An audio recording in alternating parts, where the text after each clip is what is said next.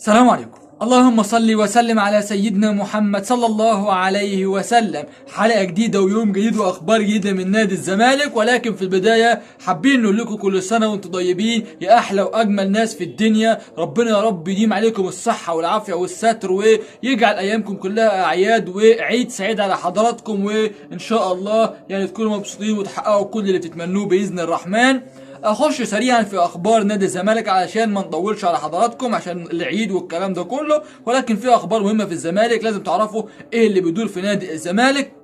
عايز اقول لك ان النهارده نادي الزمالك باذن الرحمن هيختتم تدريباته القويه جدا جدا استعدادا لملاقاه فريق الاتحاد السكندري سيد البلد. المباراه رجاله هتكون بكره الساعه 7 مساء بتوقيت القاهره على استاد القاهره يا صديقي الغالي، على استاد القاهره الدولي.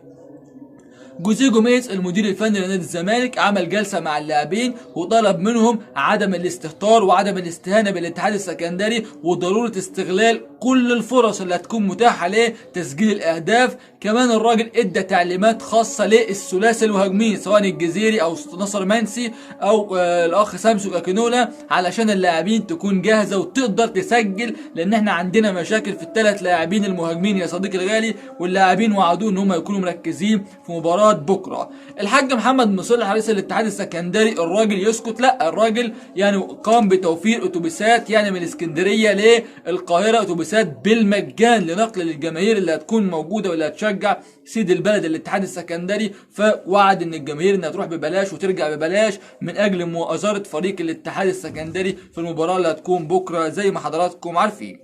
كمان عايز اكلمك واقول لك ان النهارده هيكون في حسم للاعبين المصابين من المشاركه بتاعتهم بكره من الاتحاد من عدمها. عندنا دونجا عنده اصابه، احمد حمدي عنده اصابه، مصطفى شلبي عنده اصابه. دول ابرز اللاعبين اللي ممكن يكونوا موجودين، دول يعني عندهم اصابات مختلفه. فطبيب الزمالك النهارده هيعلن الحسم بالنسبه للاعيبه دي، وهيتم تحديد مشاركتهم بنسبه 100% او استبعادهم من القائمه اللي هتخوض المباراه. طبعا النهارده كل الكلام ده هيبان اخر اليوم باذن الله. كمان برضه عايز اتكلم واقول لك من ضمن الاخبار يعني والكواليس ان جوزيه جوميز توعد كل لاعب، قال للعيب اللي هيقصر، اللاعب اللي مش هيركز، اللاعب اللي مش هينفذ التعليمات، وعد ان هو هيكون خارج حساباته الفتره اللي جايه. فطلب من كل اللاعبين التركيز وبذل قصارى جهدهم في مباراه الزمالك والاتحاد السكندري. كمان في تدريبات الزمالك كان متالق عبد الله السعيد، سيف جعفر، ناصر ماهر، دول لاعبين كانوا مكسرين الدنيا في تدريبات نادي الزمالك بالامس. زي ما حضراتكم عارفين يا صديقي الغالي عن مفاجأة القرن إمام عاشور. الدنيا كلها امبارح الحق امام عاشور كان في الزمالك، الحق امام عاشور في الزمالك، الحق امام عاشور بيعمل ايه في الزمالك. والسوشيال ميديا كلها اتقلبت على حاجه مع احترامنا الكامل مش مستاهله، اقسم بالله ما مستاهله، ولا في داعي للكلام اللي بيتقال ولا الحوارات اللي عماله تتقال. انا ما اعرفش ليه. مبدئيا امام عاشور الراجل كان موجود في نادي الزمالك قبل كده، والمعد البدني الكابتن احمد مدحت ده كان يعني بيدرب امام عاشور وكان بيديله الحاجات البدنيه والكلام ده، وكان موجود معاه زي لاعب، فبيرتبط بيه بعلاقه. فالراجل لابد ولازم وحتما ان هو يروح في العزاء بتاعه. فالراجل امام عاشور امبارح كان موجود في العزاء بتاع الكابتن محمد مدحت، والعزاء ده كان موجود فين؟ كان موجود في الحمديه الشاذليه في نادي الزمالك. فالراجل راح، الدنيا كلها اتقلبت والمواقع اتقلبت والميديا اتقلبت لدرجه ان في ناس مخها صغير يقول لك امام عاشور بيمهد لعودته للزمالك. يا عم افهم، لاجل النبي افهم، الموضوع ده اتقفل ميري وملكي وكل اللي بتتخيله، وامام عاشور جه لواجب العزاء فقط لا غير، والموضوع اتقفل وامام عاشور بيلعب في الاهلي، واحنا قفلنا الصفحه دي ومش عايزينه ومش عايزين امام ولا ابراهيم ولا اسماعيل ولا الكلام ده خالص. امام عاشور بقى لاعب في الاهلي وبيقول لك وانا من صغري ومش من صغري، وبيحتفل وبيعمل مع الاهلي. فيا جماعه الخير نقفل قصه امام عاشور دي تماما تماما عشان محدش يقعد يتكلم فيها عمال على بطال. طيب كمان امبارح برضو يا صديقي الغالي نادي بيراميدز مسك الجونه رقع 4، كسحه كرويا امبارح. ادي الجونه اللي كسبنا واللي عمل علينا رومونتادا في استاد الجونه في الغردقه اهو. امبارح بيراميدز مسكوا اداله علقه كرويه، اداله 4. طبعا هدف ولا اروع ولا اجمل، مفيش احسن من كده. ليه؟ الحاوي حبه الكريز والفرصه الشقيه مصطفى فتحي، الواد خد انفراد من بلاتي توريه وراح وموه بيمينه وراح مموه بشماله وحطها بيمينه، وهدف عالمي هدف عالمي. ثم ابراهيم عادل سجل الهدف الثاني، كان انفراد وعملها لوب من فوق حارس المرمى. ثم الهدف الثالث لرمضان صبحي، رمضان صبحي سجل الهدف الثالث من ركله جزاء والرقصه الشهيره اللي رقصها بعد تسجيله الهدف. ثم الهدف الرابع اللي سجله بيراميدز عن طريق اللاعب محمود زلاكا، اللاعب محمود زلاكا سجل الهدف الرابع لنادي بيراميدز في مباراة كانت سهلة جدا جدا لنادي بيراميدز، قدر يفوز بالمباراة ويتصدر جدول الترتيب برصيد 29 نقطة، طبعا في الصدارة، في صدارة مؤقتة يعني الحين الاهلي يلعب مباريات والزمالك يلعب مباريات، وشوف ايه جدول الدوري يبقى ماشي ازاي بعد ما كل الفرق يعني تلعب مبارياتها. مع ان الدوري ده انا بشك بنسبة تريليون في المية ان الدوري ده يكمل اصلا، الدوري ما تفهم مش رايح فين وجاي منين، ده الدوري اصلا غريب وعامر حسين خلاه اغرب دوري، ده دوري ابو كيفو. ده لو عايز تسمي الدوري ده او تطلق عليه اسم لازم تقول ايه؟ دوري ابو كيفو، ده دوري ابو كيفو يا صديقي الغالي.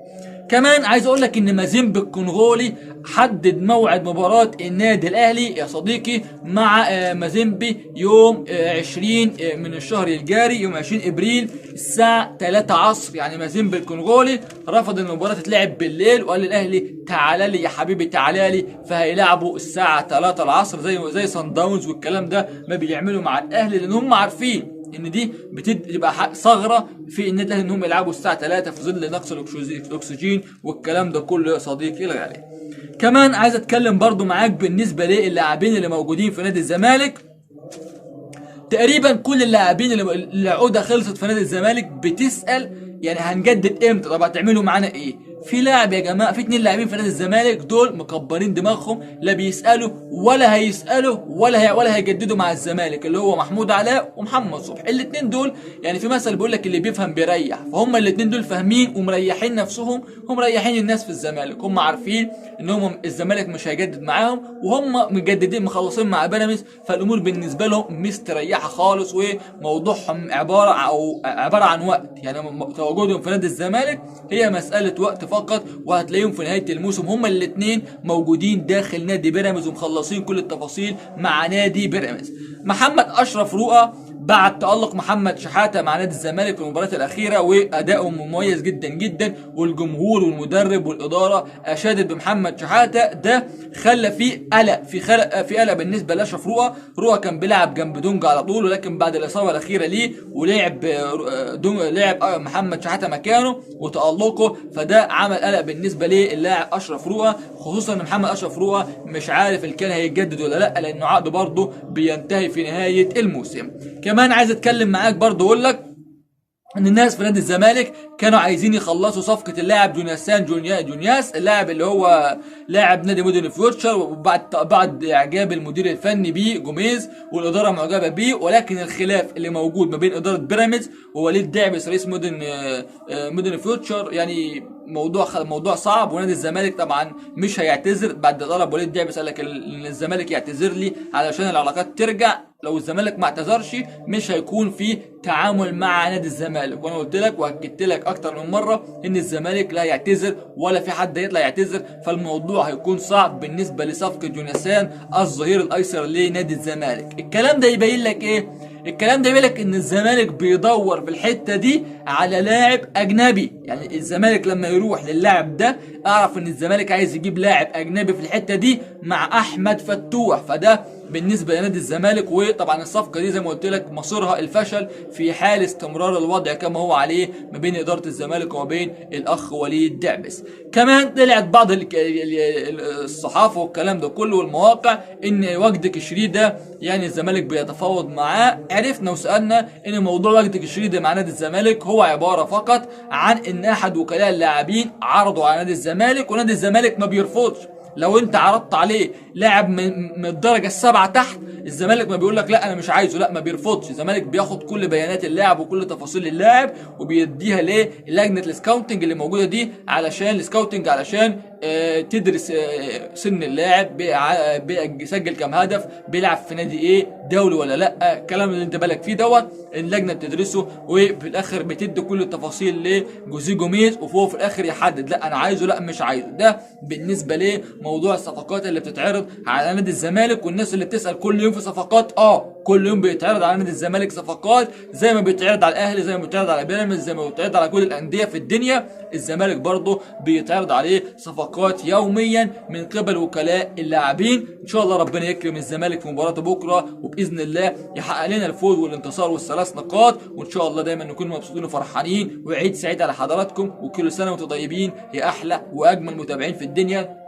دمتم في امان الله، والسلام عليكم ورحمه الله وبركاته.